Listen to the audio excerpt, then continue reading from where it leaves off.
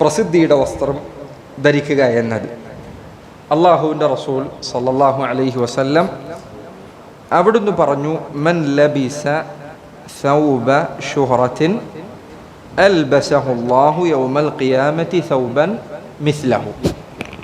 ആരെങ്കിലും പ്രസിദ്ധിയുടെ വസ്ത്രം ധരിച്ചാൽ അള്ളാഹു സുബ്ഹാനഹു വ തആല അവനെ, സഹോദരങ്ങളെ ഇത് പറയുമ്പോൾ ആരും അങ്ങോട്ടും ഇങ്ങോട്ടും നോക്കരുത്. ആരും ആരുടെയും വസ്ത്രത്തെ, ഇൻഷാ അല്ലാഹ് ഞാനിത് വിശദീകരിക്കുമ്പോൾ നിങ്ങൾക്ക് ഇതിൻ്റെ അവസ്ഥ മനസ്സിലാകും. എപ്പോഴാണ് ഒരു വസ്ത്രം പ്രസിദ്ധിയുടെ വസ്ത്രം ആകുക എന്ന് വിശദീകരിച്ചു വരുമ്പോൾ മനസ്സിലാകും ഇൻഷാ അല്ലാഹ്. ആരെങ്കിലും പ്രസിദ്ധിയുടെ വസ്ത്രം ധരിച്ചാൽ അള്ളാഹു അവന് പ്രസിദ്ധിയുടെ വസ്ത്രം ഖിയാമത്ത് നാളിൽ ധരിപ്പിക്കുന്നതാണ്. ഇത് വളരെ ഗൗരവപ്പെട്ടതാണ്.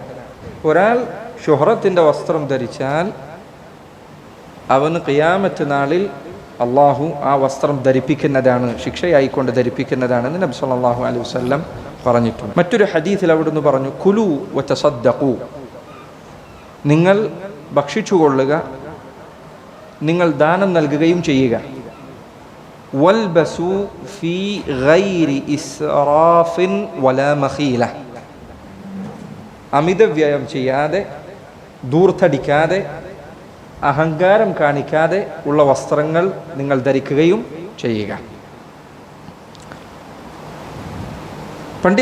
പണ്ഡിതന്മാർ ഉലമാക്കൾ പറഞ്ഞു, വസ്ത്രത്തിലും ഭക്ഷണത്തിലുമുള്ള അടിസ്ഥാനം ഇനി പറയുന്നതാണ്. അബ്ദുല്ലാഹ് ഇബ്നു അബ്ബാസിൻ്റെ മനോഹരമായ ഒരു വാക്കുണ്ട്, വസ്ത്രവും ഭക്ഷണവും.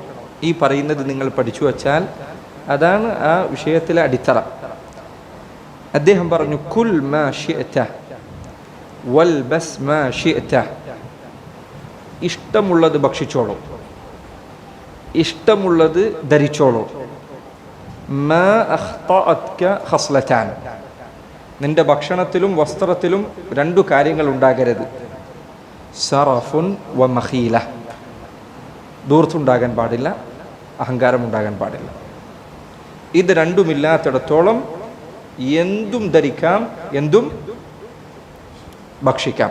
എന്തും ധരിക്കാൻ എന്ന് പറഞ്ഞാൽ ഹറാമ് ധരിക്കാന്നല്ല, ഹലാലായ ഭക്ഷണം എന്തും ഭക്ഷണം കഴിക്കാം, ഹലാലായ വസ്ത്രം ഏതും ധരിക്കാം. രണ്ട് കാര്യം ഉണ്ടാവാൻ പാടില്ല. ഒന്ന്, ധൂർത്തുണ്ടാവാൻ പാടില്ല. രണ്ട്, അഹങ്കാരം ഉണ്ടാവാൻ പാടില്ല. ഇബ്നു അബ്ബാസ് റളിയല്ലാഹു അൻഹു അദ്ദേഹം പറഞ്ഞ ഈ വാക്ക് മനോഹരമാണ്. കുൽ മാ ശിഅത് വൽബസ് മാ ശിഅത്, ഇഷ്ടമുള്ളത് ഭക്ഷിക്കാം, ഇഷ്ടമുള്ളത് ധരിക്കാം, പക്ഷെ എന്തു പാടില്ല? ധൂർത്തു പാടില്ല, അതുപോലെ അഹങ്കാരം പാടില്ല. അഹങ്കാരം പാടില്ല എന്ന് പറഞ്ഞാൽ എന്താണ്? അതാണ് നമ്മൾ പറഞ്ഞത് ലിബാസു ശുഹറ, പ്രസിദ്ധി നൽകുന്ന വസ്ത്രം ധരിക്കാൻ പാടില്ല. എന്താണ് പ്രസിദ്ധി നൽകുന്ന വസ്ത്രം എന്നതുകൊണ്ട് ഉദ്ദേശിക്കുന്നത്? ഉലമാക്കൾ പറഞ്ഞു, ഒരാൾ അവൻ്റെ വസ്ത്രത്തിൻ്റെ പേരിൽ ജനങ്ങൾക്കിടയിൽ പ്രസിദ്ധനാകുന്നു എങ്കിൽ അത് പ്രസിദ്ധിയുടെ വസ്ത്രമാണ്. ഇത് സഹോദരങ്ങളെ ഓരോ നാട്ടിലും വ്യത്യാസപ്പെട്ടുകൊണ്ടിരിക്കും.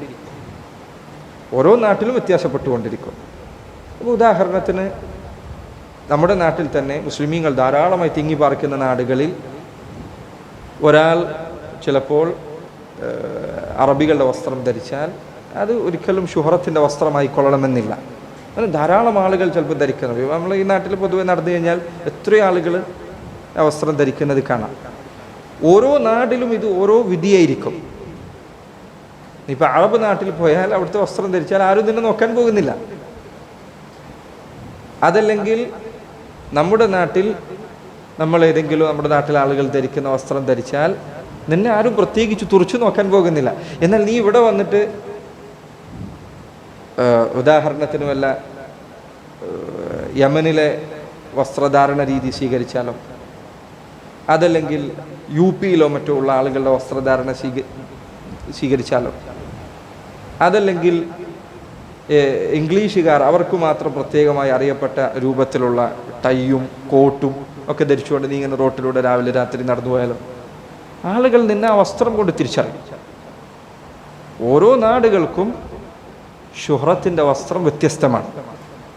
നീ ജീവിക്കുന്ന നാട് ഏതാണോ ആ നാട്ടിലുള്ള അവസ്ഥ എന്താണ് എന്നതാണ് ശുഹ്റത്തിൻ്റെ വസ്ത്രം തീരുമാനിക്കാനുള്ള മാനദണ്ഡം.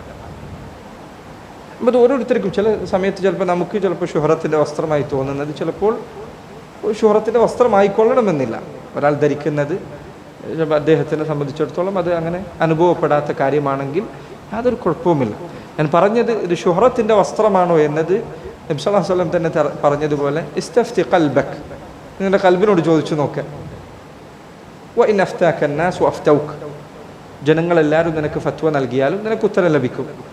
നിൻ്റെ മനസ്സിനോട് ചോദിച്ചാൽ ഈ വസ്ത്രം കൊണ്ട് എന്താണ് സംഭവിക്കുന്നത് എന്ന് നിനക്കറിയാം, ആളുകൾ എന്തു പറഞ്ഞാലും ഇല്ലെങ്കിൽ.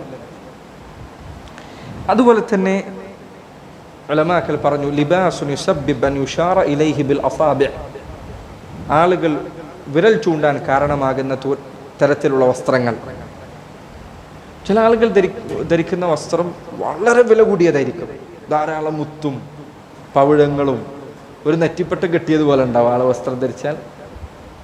അപ്പോൾ അവന് നമ്മളിപ്പോൾ ഇരിക്കുന്ന സദസ്സിലേക്ക് അങ്ങനെ ഒരാൾ കയറി വന്നാൽ എങ്ങനെ ഉണ്ടായിരിക്കും? ഒരാൾ വസ്ത്രത്തിൽ മുഴുവൻ എന്തൊക്കെയോ പിന്നെ ആഭരണങ്ങളൊക്കെ പിടിപ്പിച്ച് തിളങ്ങുന്ന വസ്ത്രം ധരിച്ചു വന്നാൽ എങ്ങനെ ഉണ്ടായിരിക്കും? ഉലമാക്കൾ പറഞ്ഞു ഇത് സമ്പത്തുള്ള വസ്ത്രങ്ങളിൽ, അതായത് വലിയ വില കൂടിയ വസ്ത്രങ്ങളിൽ മാത്രമല്ല സംഭവിക്കുക, പിന്നെയോ തീരെ വില കുറഞ്ഞ വസ്ത്രങ്ങളിലും ഇത് സംഭവിക്കും. നമ്മളവിടേക്ക് ഒരാൾ വളരെ കീറി പറഞ്ഞൊരു വസ്ത്രം ധരിച്ചു വന്നാലോ, അത് ലിബാസു ശുഹ്റത്താണ്, പ്രസിദ്ധിയുടെ വസ്ത്രമാണ്.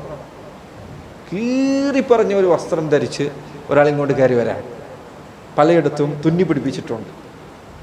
നമ്മുടെ നാട്ടിൽ അൽഹംദുലില്ലാ ഒരു വസ്ത്രം ധരിക്കുക എന്നത് വലിയ ചിലവുള്ള കാര്യമല്ല, ആണോ? അല്ല. ഇപ്പോൾ പുതിയ വസ്ത്രം വാങ്ങിക്കുക എന്നുള്ളത് 100 രൂപ ഉണ്ടെങ്കിൽ വസ്ത്രം വാങ്ങിക്കാം.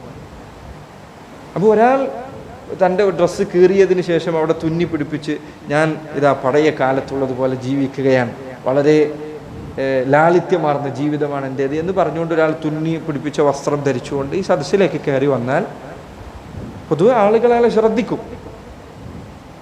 ലിബാസു ശുഹ്റ എന്ന് പറയുന്നത് പണക്കാരൻ്റെ വസ്ത്രം മാത്രമല്ല, തീർത്തും പാവപ്പെട്ടവൻ്റെ വസ്ത്രം ധരിച്ചാലും അത് ചിലപ്പോൾ ലിബാസു ശുഹ്റ, പ്രസിദ്ധിയുടെ വസ്ത്രം എന്ന് പറയുന്നതിൽ ഉൾപ്പെടും.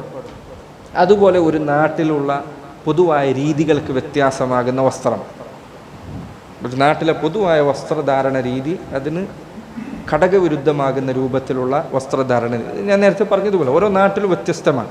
മുസ്ലിമീങ്ങൾ തിങ്ങിപ്പാർക്കുന്ന നാടുകളിൽ ചിലപ്പോൾ പല വസ്ത്രധാരണ രീതികളും പരിചയമായിട്ടുണ്ടായിരിക്കും.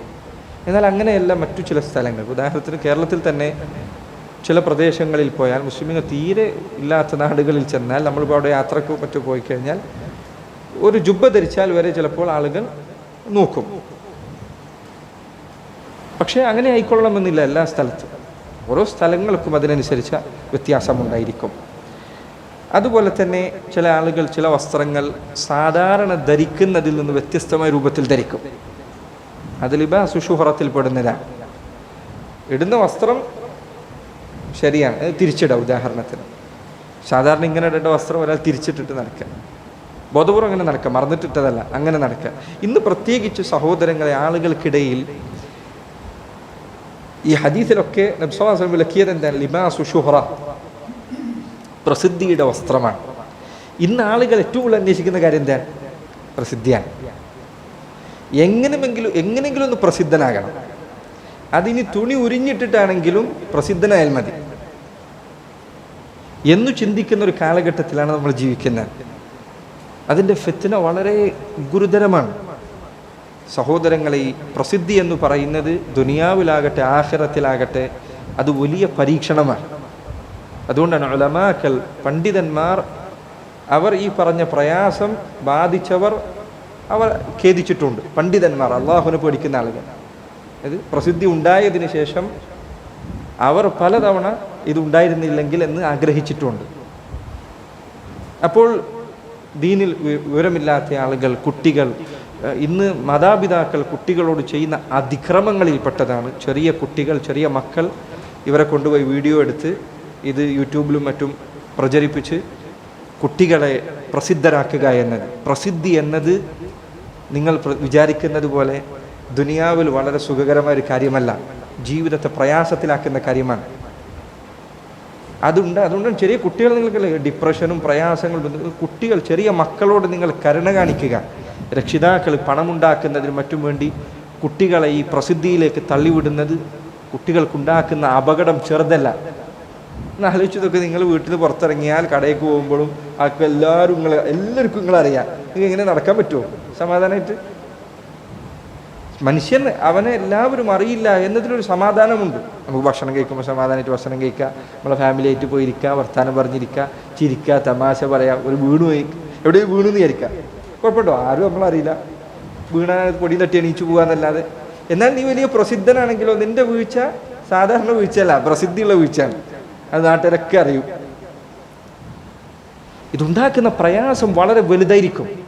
അതുകൊണ്ട് സഹോദരങ്ങളെ, ശുഹ്റത്തുണ്ടാക്കുക എന്ന ഉദ്ദേശത്തിൽ ഒരാൾ വസ്ത്രം മറിച്ചിടുകയോ തിരിച്ചിടുകയോ കോലം മാറ്റുകയോ ഒക്കെ ചെയ്താൽ അത് ഈ പറഞ്ഞതിൽ ഉൾപ്പെടുന്നതാണ്. അതുകൊണ്ടാണ് സഹോദരങ്ങളെ ഈ കാര്യം വളരെ ശ്രദ്ധിക്കണം. ചില ആളുകൾ ചിലപ്പോൾ പറയും, ഞാൻ ഈ സ്വീകരിച്ചിരിക്കുന്ന മാർഗം അള്ളാഹുവിൻ്റെ റസൂൽ സല്ലല്ലാഹു അലൈഹി വസല്ലമയുടെ മാർഗമാണ്, നബി സല്ലല്ലാഹു അലൈഹി വസല്ലം ധരിച്ച അതേ വസ്ത്രമാണ് ഞാൻ ധരിച്ചിട്ടുള്ളത്, അതെങ്ങനെ നിങ്ങൾ ലിബാസു ശുഹ്റത്താണെന്ന് പറയും? ഇബ്നു അബി ദുനിയ റഹിമഹുല്ലാഹ് അദ്ദേഹം തവാദു എന്ന അദ്ദേഹത്തിൻ്റെ ഗ്രന്ഥത്തിൽ ഉദ്ധരിച്ച ഒരു സംഭവമുണ്ട്. അയ്യൂബ് സിഖ്തിയാനി റഹിമഹുല്ലാഹ്, അദ്ദേഹം മഹാനായ പണ്ഡിതനാണ്. അദ്ദേഹം ഒരിക്കൽ ഒരു ചെരുപ്പ് ഉണ്ടാക്കുന്ന മനുഷ്യൻ അദ്ദേഹത്തിൻ്റെ അരികിൽ ചെന്നുകൊണ്ട് പറഞ്ഞു, ഉഹ്ദു നഅലൈനി അലാ നഹ്വി നഅലി റസൂലില്ലാഹി സ്വല്ലല്ലാഹു അലൈഹി വസല്ലം.